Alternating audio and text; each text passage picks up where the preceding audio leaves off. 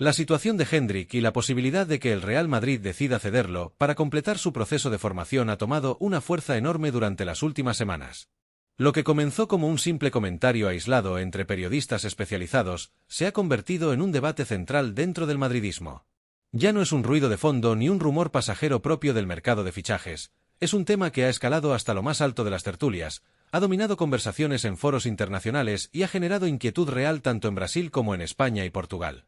Aficionado del Real Madrid, lo que estás a punto de leer no pertenece al terreno de lo anecdótico, ni puede ser tratado como una simple especulación para pasar el tiempo.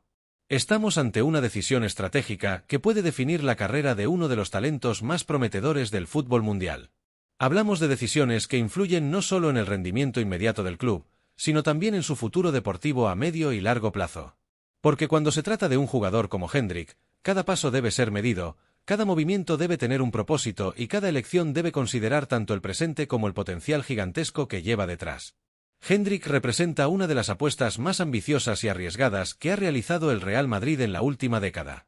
El club, conocido por su olfato histórico para detectar talento precoz, como ocurrió con Vinicius, Rodrigo, Valverde o incluso Odegaard en su momento, vio en el joven delantero brasileño algo que va mucho más allá de un futbolista prometedor. Vio a un competidor nato. Un jugador con una fusión poco habitual de potencia física, madurez mental, agresividad positiva, capacidad de autorregulación y una lectura del juego impropia para alguien que apenas había llegado a la mayoría de edad. La irrupción de Hendrik en Brasil fue fulminante. En Palmeiras se convirtió en un fenómeno mediático, deportivo y emocional. Su forma de jugar, su personalidad desafiante, su hambre de gol y su capacidad para aparecer en momentos decisivos lo transformaron rápidamente en un icono para la afición paulista. Las gradas se llenaban para verlo, los medios lo buscaban constantemente, y en Europa se hablaba de él como el próximo gran diamante del fútbol sudamericano. Para muchos, fue inevitable recordar los inicios de talentos como Neymar, Vinicius o Ronaldo Nazario, jugadores que a su edad ya mostraban señales inequívocas de grandeza. El madridismo recibió su fichaje con una ilusión inmensa. Para la mayoría de los aficionados, Hendrik era la pieza que faltaba para completar un ataque generacional junto a Vinicius y Rodrigo. La idea de unir a tres brasileños jóvenes, talentosos y complementarios emocionalmente seducía a todos. Y aunque sabían que llegaba muy joven, también entendían que pocos futbolistas en el mundo tienen un talento tan evidente, tan explosivo y tan difícil de encontrar. Pero el salto entre el fútbol sudamericano y el fútbol europeo, especialmente cuando el destino es el Real Madrid, es brutal. No es simplemente una cuestión de intensidad o de velocidad de juego, es un cambio total de ecosistema. En Europa, todo se acelera, las decisiones tácticas son más rápidas, los espacios se reducen drásticamente, el margen de error es mínimo y la exigencia física se multiplica. A esto se suma una presión emocional descomunal, un escrutinio constante y unas expectativas que no siempre tienen en cuenta la juventud del jugador. No basta con ser talentoso. No basta con haber brillado en Brasil. No basta con tener personalidad. La adaptación en el Real Madrid exige un proceso profundo que incluye comprender la cultura del club, manejar la presión de la prensa española, adaptarse a la exigencia del Bernabéu, convivir con estrellas mundiales y, sobre todo, aprender a convivir con la nula tolerancia al error que existe dentro de la institución. Cada minuto en el campo es una prueba, cada intervención es juzgada, cada detalle puede marcar la percepción sobre su futuro. Y es ahí donde entra el debate verdadero. ¿Debe Hendrik vivir ese proceso desde dentro del Real Madrid, con la presión máxima, los focos y la exigencia absoluta desde el primer día? ¿O debería hacerlo desde un entorno controlado, sin la obligación inmediata de rendir al nivel del mejor club del mundo? Durante las últimas semanas, esta pregunta ha ido ganando fuerza. Entrenadores, exfutbolistas, analistas tácticos y periodistas brasileños y europeos coinciden en un punto clave. Hendrik es un diamante, pero incluso los diamantes necesitan ser tallados con cuidado. Forzar una adaptación acelerada podría tener riesgos. Podría frenar su evolución, afectar su confianza o limitar su crecimiento futbolístico. Por eso la opción de una cesión no solo ha tomado fuerza, sino que empieza a verse como una decisión inteligente, estratégica y profundamente meditada. Un club como el Real Madrid piensa a largo plazo. No necesita que Hendrik rinda al máximo desde el primer día, necesita que lo haga durante la próxima década. Y si un préstamo a una liga intermedia, España, Portugal, incluso un equipo de Premier dispuesto a apostar por él, puede asegurar que llegue a Chamartín más formado, más maduro y más dominante, entonces esa opción se convierte en algo más que un simple movimiento de mercado. Se convierte en una inversión en el futuro. Porque, al final, lo que está en juego es enorme. El Madrid no fichó a Hendrik para que sea un jugador más, lo fichó para que sea diferencial. Y para ser diferencial no basta con talento, se necesita tiempo, confianza y un entorno adecuado. El club lo sabe, Hendrik también, y el debate apenas está comenzando. El Real Madrid sabe esto mejor que nadie. Lo ha aprendido a lo largo de décadas, gestionando talento joven, conviviendo con la presión constante y entendiendo que un futbolista de 17 o 18 años no se cocina en un microondas, sino a fuego lento. Por eso, la posibilidad de que Hendrik salga cedido al Porto ha tomado tanta fuerza en las oficinas de Valdebebas. No es una decisión improvisada, ni una reacción emocional a la sobrepoblación en la delantera.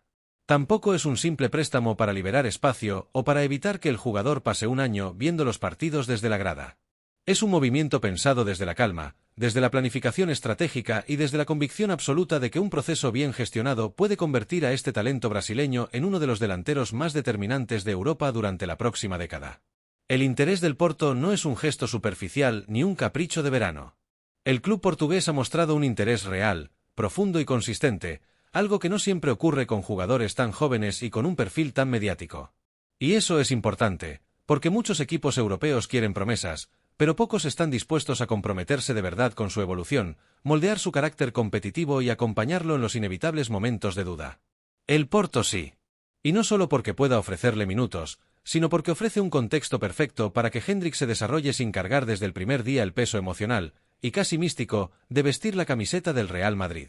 El Porto, además, tiene una reputación casi legendaria cuando hablamos de la formación e integración de futbolistas brasileños en Europa.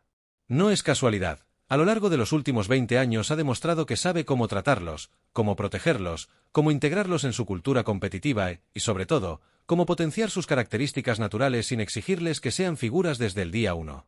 Es un club que entiende el proceso, que sabe cuándo apretar y cuándo soltar, que detecta al milímetro las necesidades de adaptación de un joven que llega desde otro continente. Para un talento como Hendrik, eso es oro puro. Además, el Porto es un equipo competitivo de verdad. No solo compite por la Liga Portuguesa cada temporada, sino que participa año tras año en competiciones europeas, donde los jóvenes se enfrentan a rivales de élite sin estar sometidos a la presión agobiante que supone el Santiago Bernabéu. No hay comparaciones constantes con leyendas, no hay debates diarios en tertulias nacionales, no hay millones de miradas midiendo cada toque del balón. Es un entorno más amable, más equilibrado, más favorable para que un futbolista todavía en maduración encuentre su propio ritmo. Y aquí, madridista, hay algo fundamental que debes entender, aunque a veces cueste aceptarlo: un jugador joven no crece sentado en el banquillo. No se convierte en estrella esperando oportunidades que quizá nunca lleguen. Un jugador joven crece equivocándose, corrigiéndose, enfrentándose a defensas que no le regalan nada, tomando decisiones en situaciones reales de tensión, participando activamente en partidos importantes donde el margen de error es muy pequeño. Ese proceso requiere minutos de calidad, confianza del entrenador y continuidad competitiva, tres elementos que en el Real Madrid son extremadamente difíciles de garantizar para cualquier recién llegado, y más aún para un chico que todavía ni ha cumplido los 19 años. Por eso el club merengue no quiere desprenderse de Hendrik de manera definitiva ni contempla, ni por un segundo, la venta. La idea es clara y firme: préstamo puro, sin obligación de compra, sin trampas escondidas, sin letra pequeña peligrosa. El Porto, lógicamente, intenta incluir una cláusula de compra obligatoria para protegerse ante la posibilidad de que el jugador explote de manera inmediata, pero el Real Madrid no aceptará eso bajo ningún concepto.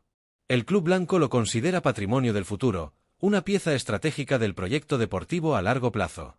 La única pequeña concesión que el Madrid podría llegar a plantearse, y siempre en un escenario muy controlado, sería permitir que el Porto presente una oferta futura si Hendrik alcanza un nivel extraordinario durante la cesión. Pero incluso en ese caso, la decisión final sería única y exclusivamente del Real Madrid. El club quiere mantener el control absoluto sobre el destino del jugador porque cree en él, porque lo ha seguido durante años y porque, sinceramente, no hay intención alguna de venderlo ni ahora ni en los próximos años. Hendrik no es un experimento ni un parche. Es un proyecto de superestrella. Y, precisamente por eso, su evolución debe ser cuidada con una precisión casi quirúrgica. La cesión al Porto no es un retroceso. Es un paso más en un camino diseñado para que, cuando llegue el momento, Hendrik aterrice en el Santiago Bernabéu no como una promesa, sino como una realidad preparada para luchar por un puesto en el mejor equipo del mundo. Y esto, madridista, es lo más sensato. Hendrik es un diamante en plena fase de tallado, un futbolista con unas condiciones extraordinarias, capaz de combinar potencia física, técnica fina y una mentalidad competitiva poco habitual en jugadores de su edad. Pero incluso los diamantes más brillantes requieren tiempo, presión controlada y un entorno adecuado para convertirse en piezas únicas. Exigirle que llegue al Real Madrid y se adapte de inmediato a la vertiginosa velocidad del fútbol europeo, mientras soporta el peso emocional e histórico de la camiseta blanca, sería no solo injusto, sino también contraproducente para su desarrollo. La exigencia del Bernabéu no da tregua, y lanzar a un jugador tan joven a ese escenario sin una preparación previa puede frenar su progreso en lugar de acelerarlo. Un año en Portugal, en cambio, puede convertirse en una etapa de oro para su carrera. La Liga Portuguesa es una competición que históricamente ha servido como puente entre el talento sudamericano y la élite europea. Allí, Hendrik tendría acceso a un ritmo de juego más pausado que en la Liga, pero con suficiente intensidad, táctica y exigencia física como para ayudarle a adaptarse sin el vértigo propio del Madrid. Tendría minutos, continuidad, responsabilidad, oportunidades para disputar competiciones europeas y un entorno menos hostil en el que corregir detalles de posicionamiento, lectura de espacios, presión tras pérdida o toma de decisiones en zonas de riesgo. Son aspectos que en Brasil, debido a su enorme superioridad, muchas veces no necesitó desarrollar, pero que serán fundamentales cuando llegue el momento de triunfar en Chamartín. Además, existe otro factor determinante, un punto que no se puede ignorar, la selección brasileña. Hendrik, pese a su calidad y potencial, no ha sido convocado en las últimas listas del nuevo seleccionador, Carlo Ancelotti. Y no porque no tenga nivel, sino porque necesita continuidad, visibilidad y un rol protagonista que en el Real Madrid, al menos en su primer año, sería difícil asegurar. Dar un paso hacia un club donde pueda jugar con regularidad, marcar goles, generar impacto y asumir responsabilidades podría cambiar por completo su situación. Cuanto más alto sea su rendimiento en Europa, más llamará la atención del cuerpo técnico de Brasil, y más opciones tendrá de convertirse en uno de los delanteros habituales de la selección en los próximos años. Es un movimiento estratégico no solo a nivel de club, sino también de carrera internacional. Porque una cesión, madridista, no es un retroceso. Es una inversión a largo plazo. Es cuidar el talento, protegerlo, guiarlo y darle el tiempo necesario para respirar, aprender y crecer antes de enfrentarse a la tormenta perfecta que supone ser delantero del Real Madrid. Aquí no hay improvisación, hay planificación. Hay visión. La historia del club está llena de jugadores que pasaron por cesiones antes de consolidarse como piezas clave del proyecto. Algunos necesitaron meses, otros un par de temporadas, pero todos compartieron un mismo camino, el crecimiento progresivo. Un proceso natural, maduro y estratégico que ha demostrado su eficacia una y otra vez. Y no es casualidad que el Porto sea un destino ideal. El club portugués tiene una de las mejores estructuras formativas y competitivas de Europa. Es un equipo disciplinado, con un estilo de juego exigente, una filosofía clara y un cuerpo técnico acostumbrado a trabajar con jóvenes talentos y potenciarlos hasta convertirlos en futbolistas de élite. Para Hendrik sería un contexto perfecto. Tendría exigencia, pero también tiempo. Tendría competencia interna, pero también confianza. Tendría presión, pero no la asfixiante presión del Bernabéu. Desde cualquier ángulo, esta operación es beneficiosa. Para el jugador, que crecerá sin prisa pero sin pausa. Para el Real Madrid, que no pierde a su joya, sino que la pule. Y para el propio Porto, que aprovechará a un delantero con un techo altísimo. El Real Madrid no se desprende de Hendrik. Lo prepara. Lo fortalece. Lo moldea para que, cuando llegue al Bernabéu, lo haga listo para pelear de verdad por un puesto titular, sin depender de promesas, sino de rendimiento real. Y eso, madridista, es construir un proyecto sólido. Ahora la pelota está en tu tejado. La pregunta es para ti, ¿crees que esta cesión sería el paso perfecto para la evolución de Hendrik? ¿O piensas que, pese a los riesgos, debería quedarse desde ya en Valdebebas para comenzar a adaptarse poco a poco al equipo y al ecosistema del Real Madrid? Tu opinión es importante. Porque en decisiones como estas, la voz del madridismo siempre importa, siempre pesa y siempre contribuye a construir el camino del club. La posible salida de Federico Valverde es uno de esos temas que, en cuanto se mencionan, generan un silencio incómodo entre los aficionados del Real Madrid. No se trata solo de un titular atractivo para la prensa, ni de un rumor pasajero destinado a inflar interacciones en redes sociales. No, madridista. Estamos hablando de una posibilidad que toca fibras muy sensibles dentro del club y que despierta una mezcla de miedo, incredulidad y tristeza en aquellos que entienden lo que significa realmente el uruguayo para la entidad. Es, sin exagerar, uno de los asuntos más dolorosos y más inquietantes que han surgido en torno al Real Madrid en los últimos tiempos, y su simple mención es suficiente para alterar el pulso colectivo del madridismo. Porque la realidad es que esta historia está lejos de ser un invento reciente. La idea, aunque nadie quiere admitirlo, se viene gestando en sombras desde hace meses. Hay movimientos, hay intereses, hay conversaciones soterradas, y hay clubes que han vuelto a poner a Valverde en su radar con una insistencia que no puede ignorarse. Lo sorprendente, y casi absurdo desde la perspectiva madridista, es que uno de esos equipos sea el AC Milan, un gigante dormido que, tras su reconstrucción deportiva, ha decidido mirar hacia Valverde como una pieza capaz de transformar el futuro de su proyecto. Y cuando un club de ese calibre llama a tu puerta, el eco resuena. Pero hablemos claro, Federico Valverde no es un jugador más del Real Madrid. Ni de lejos. Es uno de los motores del equipo, un futbolista total, un perfil híbrido y moderno que escasea en el fútbol europeo actual. Es físico, es técnica, es una mentalidad competitiva que asusta, es disciplina, es entrega, es una comprensión del juego que combina la humildad del trabajador incansable con la audacia del futbolista determinante. Su evolución en los últimos años ha sido tan brutal que ha dejado de ser una promesa para convertirse en un pilar estructural, en un imprescindible, en un futbolista construido para resistir la presión de los partidos grandes y la exigencia del escudo más pesado del mundo. Y por si fuera poco, su historia dentro del club añade un componente emocional que no se puede ignorar. Valverde ha mostrado siempre un compromiso absoluto con el Real Madrid. Ha defendido al equipo en los momentos difíciles, ha dado la cara cuando otros se escondían, ha puesto el cuerpo, literalmente, para evitar derrotas, y ha demostrado un amor por el escudo que se ve, se siente y se agradece. Con la retirada de Toni Kroos, la importancia de Fede se multiplicó de forma automática. Heredar el dorsal 8 no fue un simple cambio de número. Fue una declaración institucional, un mensaje al mundo: este jugador es parte de nuestro futuro.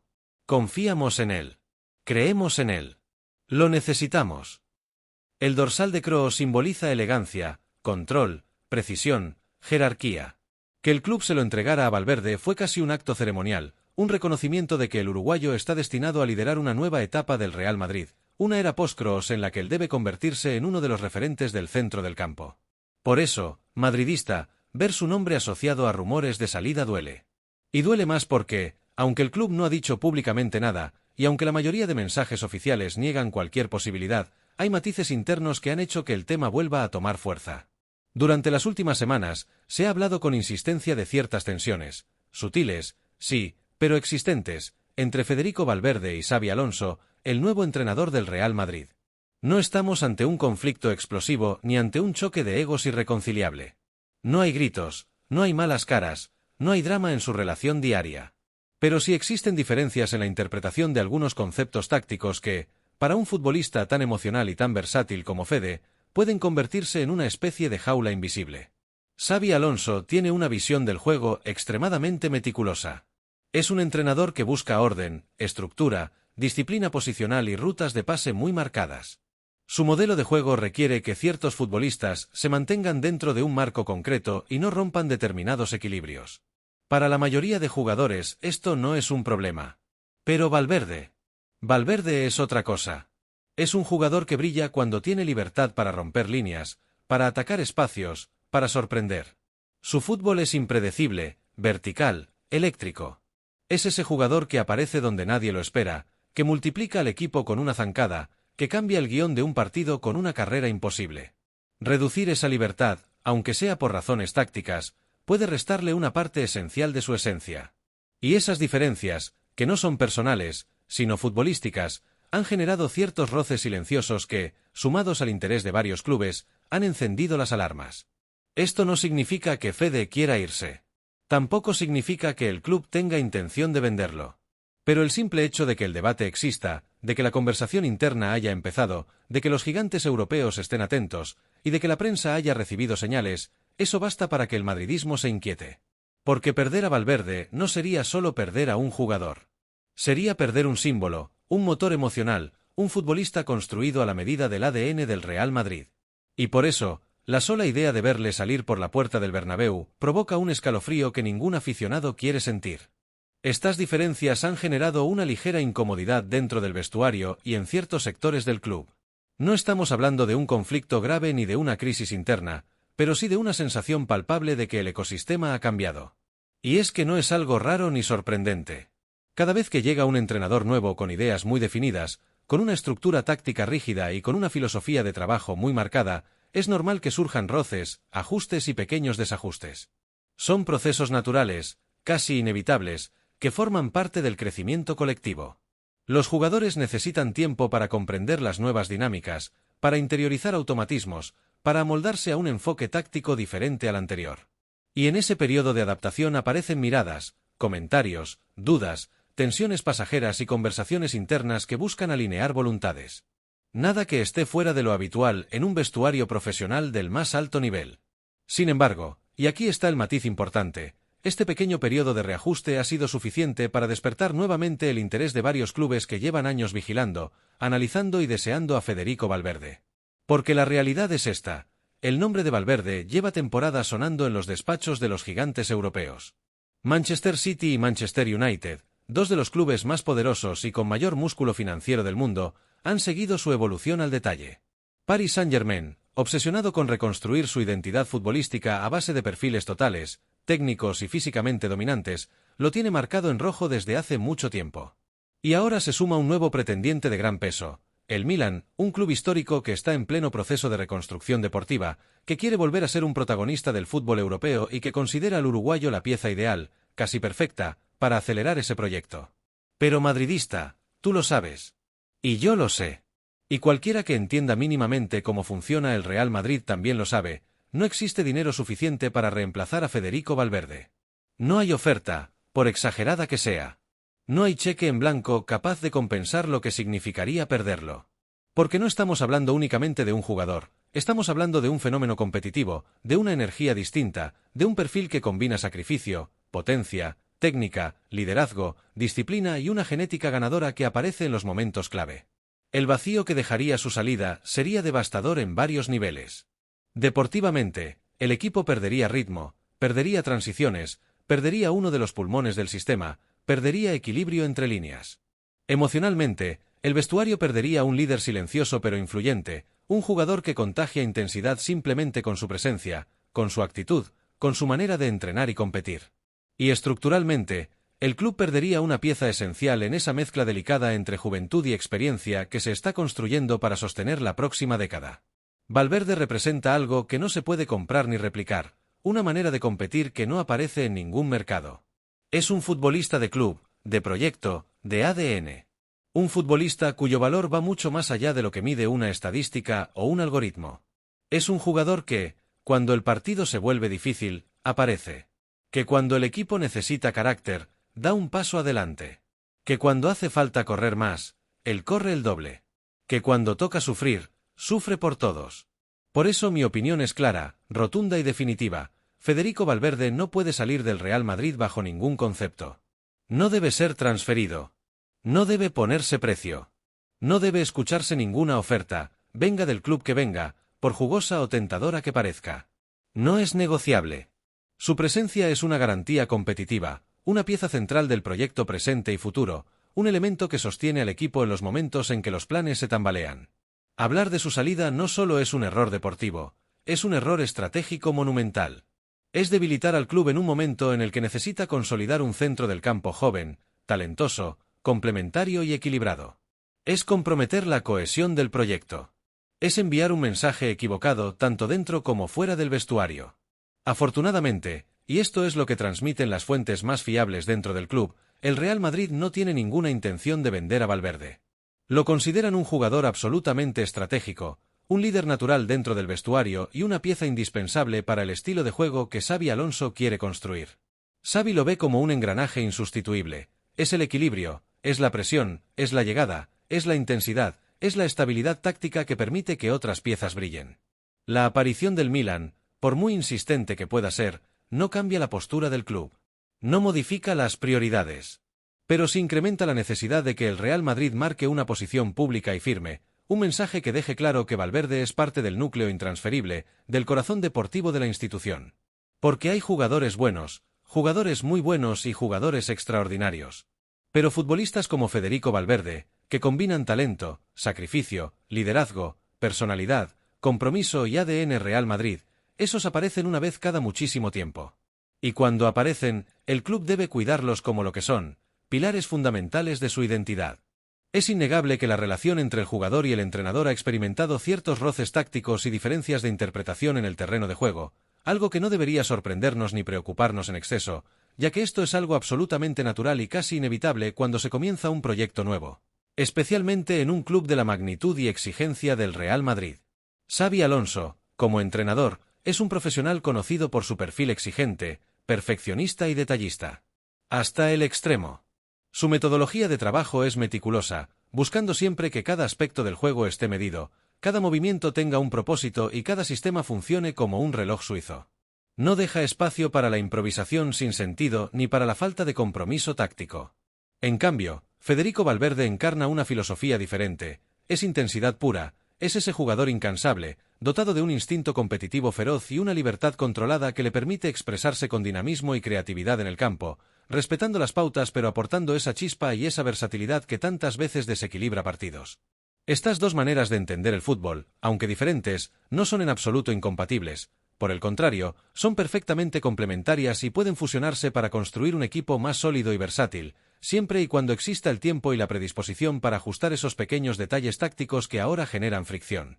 El trabajo de Xabi Alonso como entrenador pasa precisamente por encontrar ese punto de equilibrio, donde la disciplina y la estructura que él demanda se complementen con la libertad y la explosividad que un jugador como Valverde ofrece.